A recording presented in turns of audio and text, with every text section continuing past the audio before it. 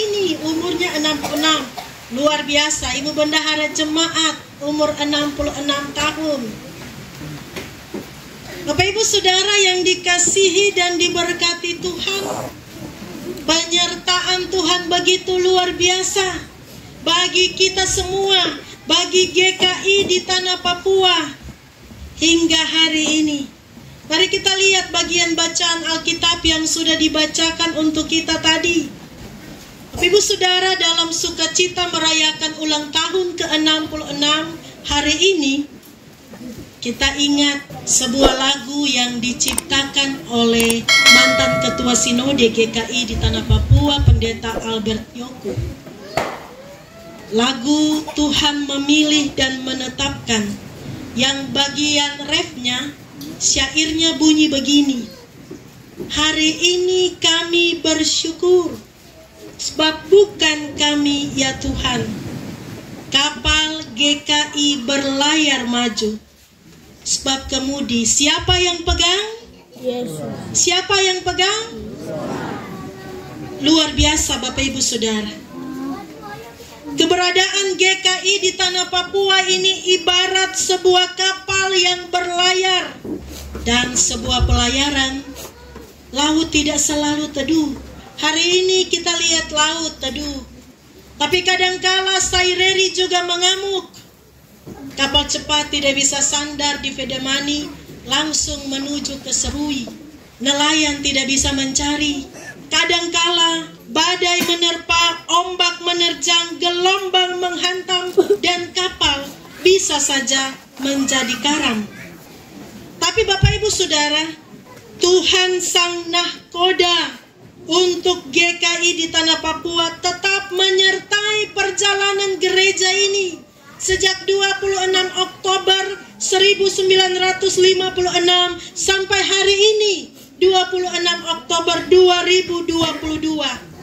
Selama 66 tahun ini GKI masih mengalami lawatan Tuhan.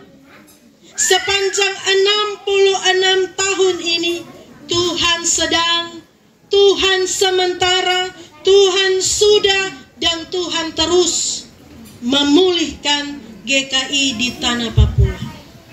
Hari ini tema pemberitaan firman Tuhan dari bagian Alkitab yang kita baca, temanya Tuhan Allah sumber pemulihan Papua dan dunia. Tuhan Allah sumber pemulihan Papua dan dunia. Persekutuan sekalian, Yeremia 33 ayat 1 sampai 13 ini berbicara tentang pemulihan Tuhan bagi Yerusalem, bagi Yehuda dan Israel. Nah, pemulihan ini dari kata dasar pulih. Dan biasanya kalau kita mendengar kata pulih, kita teringat dengan pulih dari sakit.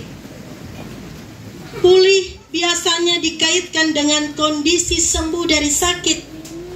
Sesungguhnya Bapak Ibu Saudara, kata pulih ini maknanya lebih luas dari sekedar sembuh dari sakit.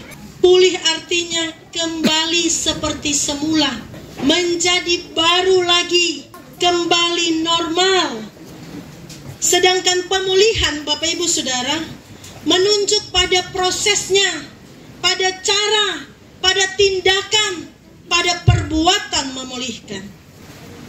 Nah, di dalam pemulihan bagi Yerusalem dan Yehuda, Tuhan berfirman untuk kedua kalinya kepada Yeremia ketika Yeremia sedang menjadi tawanan Raja Sedekia dan ketika Yerusalem dan penduduknya dikepung oleh Babel. Firman Tuhan ini disampaikan kepada Yeremia ketika Yeremia dan Yerusalem sedang berada di dalam kesesakan. Keadaan mereka terpuruk tanpa harapan.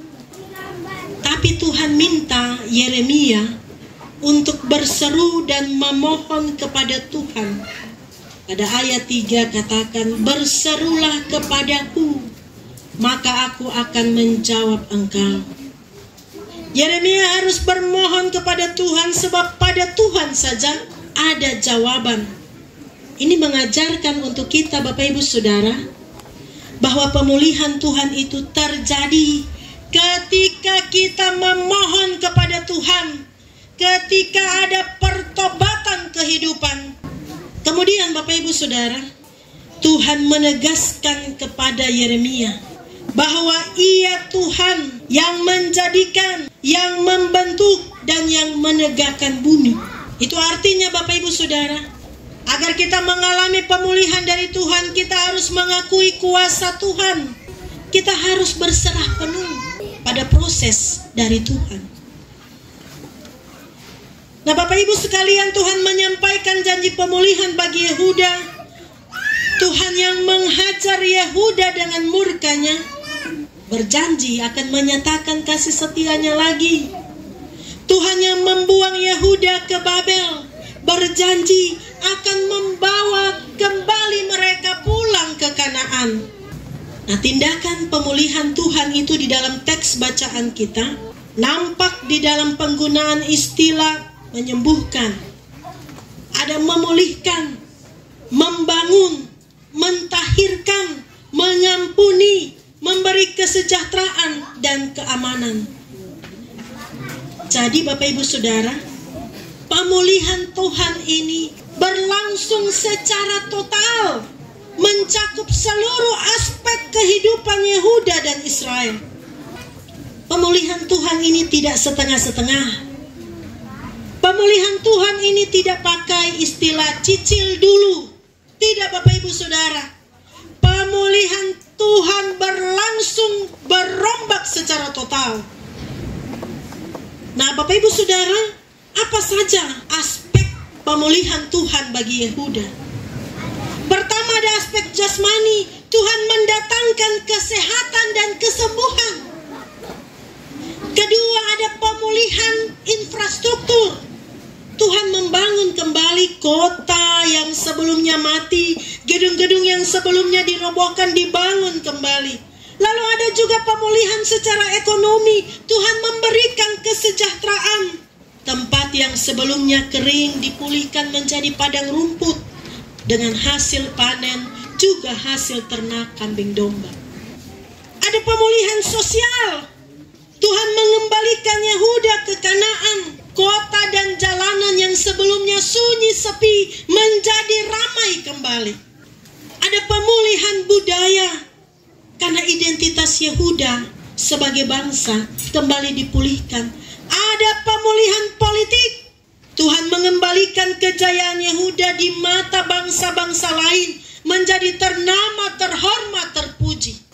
Ada pemulihan keamanan. Tuhan memberi keamanan yang berlimpah. Dan tidak hanya sampai di situ Bapak Ibu Saudara, Tuhan juga memberi pemulihan secara rohani. Ini pemulihan yang luar biasa. Karena Tuhan mentahirkan kesalahan dan mengampuni dosa. Jadi Bapak Ibu Saudara, pemulihan yang bersumber dari Tuhan itu pemulihan yang terjadi secara total dan menyeluruh. Lalu bagaimana hasil dari pemulihan Tuhan itu? Hasilnya Bapak Ibu Saudara, umat Tuhan yang dipulihkan akan tampil berbeda, akan berubah total 180 derajat perubahannya. Yang sebelumnya sesak dan terhimpit akan bersukaria. Yang sebelumnya terpuruk dan tanpa harapan akan bergirang dan penuh sukacita. Umat akan mengucap syukur dan mempersembahkan korban dalam rumah Tuhan. Ternyata Bapak Ibu Saudara, pemulihan Tuhan bukan sekedar proses mengembalikan ke bentuk sedia kala, tapi pemulihan Tuhan lebih daripada itu. Karena pemulihan Tuhan adalah sebuah proses pembaruan, sebuah proses perombakan, sebuah proses pembaharuan untuk membentuk setiap pribadi, umat Israel, Yehuda, saya, Bapak Ibu Saudara-saudara, untuk membentuk sebuah persekutuan menjadi lebih bernilai, menjadi lebih bermakna. Bapak Ibu Saudara, kita semua pasti merindukan pemulihan. Ada yang rindu dipulihkan dari sakit. Ada yang rindu keluarganya mengalami pemulihan. Ada yang rindu mengalami pemulihan dalam relasi dengan tetangga, dengan saudara, dengan pasangan, dengan rekan kerja, dengan rekan sepelayanan. Ada yang rindu mengalami pemulihan ekonomi. Ada yang rindu Waropen ini mengalami pemulihan.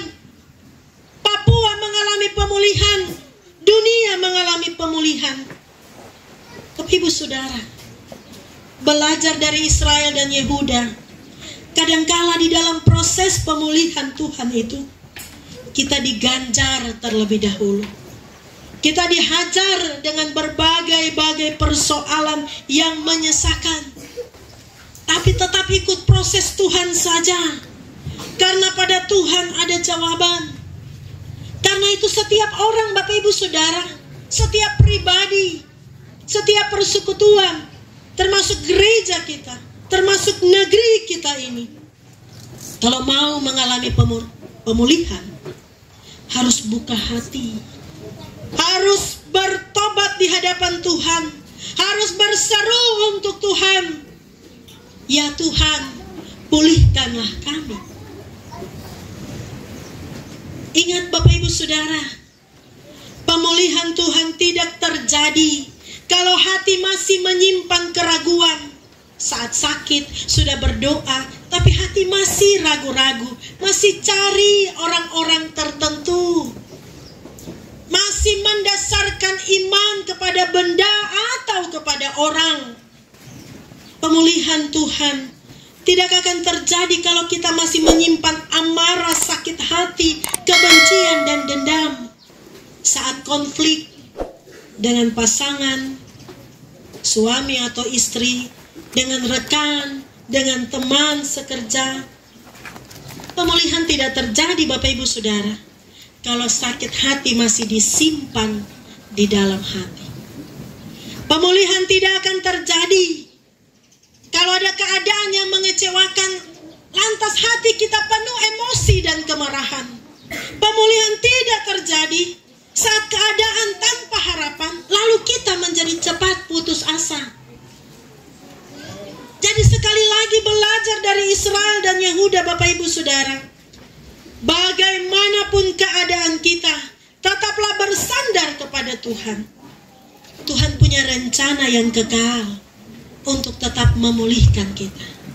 Jadi Bapak Ibu Saudara, pemulihan yang terjadi atas Israel dan Yehuda itu juga bukan terjadi karena semata-mata Yeremia berseru untuk Tuhan. Tidak. Tuhan punya kedaulatan. Ketika Tuhan mau melakukan proses pemulihan, Tuhan akan melakukan itu. Rencana Tuhan kekal untuk kita Bapak Ibu Saudara. Ia sudah pulihkan saya Bapak Ibu Saudara dari dosa di dalam karya Yesus Kristus kepala gereja ini. Dan Tuhan jugalah yang menjadi sumber pemulihan bagi setiap pribadi, bagi setiap keluarga, bagi Philadelphia Nonomi, bagi Waropen, bagi GKI, bagi Papua, dan bagi dunia.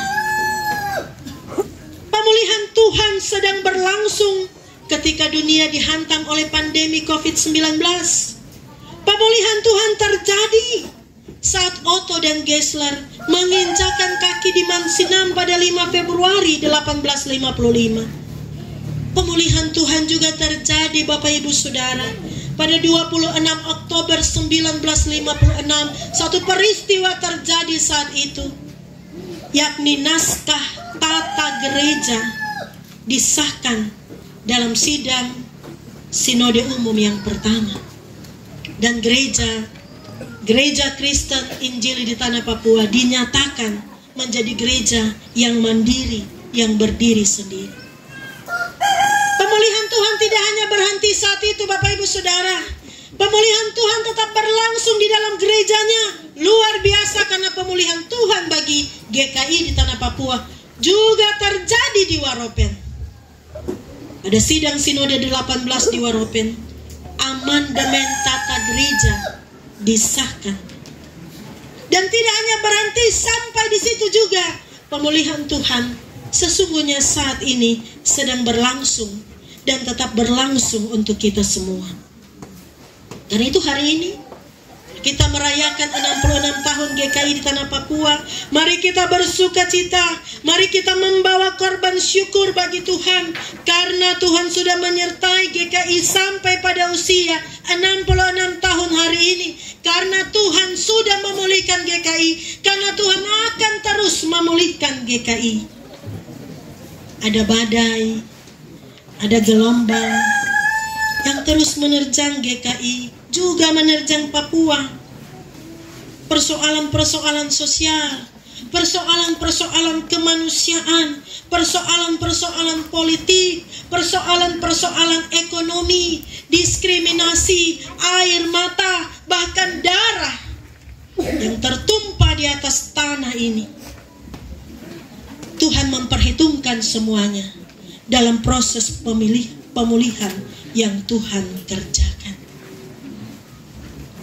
Mari kita meresponi dengan tetap beriman sesuai dengan tema sentral 5 tahun GKI di tanah Papua, yang juga menjadi tema perayaan HUT ke-66 GKI di tanah Papua tahun ini. Kasih Tuhan menggerakkan kemandirian gereja, mewujudkan keadilan, perdamaian, dan kesejahteraan. Kasih Tuhan Bapak Ibu Saudara menjadi dasar tindakan pemulihan Tuhan. Kasih Tuhan menjadi dasar setiap pribadi Bapak Ibu Saudara dan saya dipulihkan hati kita masing-masing. Kasih Tuhan yang menyertai pelayaran kapal GKI di tanah Papua ini. Almarhum Pendeta Mawene menulis dalam sebuah sketsa, dari perahu sending ke perahu GKI, membaca cuaca, mengembangkan layar, mendayung di pusaran arus, mengarungi gelora samudra. Tapi kapal GKI akan terus berlayar maju, sebab kemudi Tuhan yang pegang. Tuhan memberkati kita dengan firman-Nya saat ini. Selamat merayakan ulang tahun ke-66 GKI di tanah Papua. Semua kita mengagungkan nama Tuhan, menaikkan puji-pujian seperti yang terjadi hari ini. Ada yang memberi kesaksian dengan bahasa Toraja, walaupun bukan orang Toraja. Ada yang menyatakan puji-pujian dalam bahasa Serui Laut, dalam bahasa kita masing-masing, meskipun Ambon, meskipun Papua, tapi semua menjadi satu dalam GKI di tanah Papua. Haleluya, amin.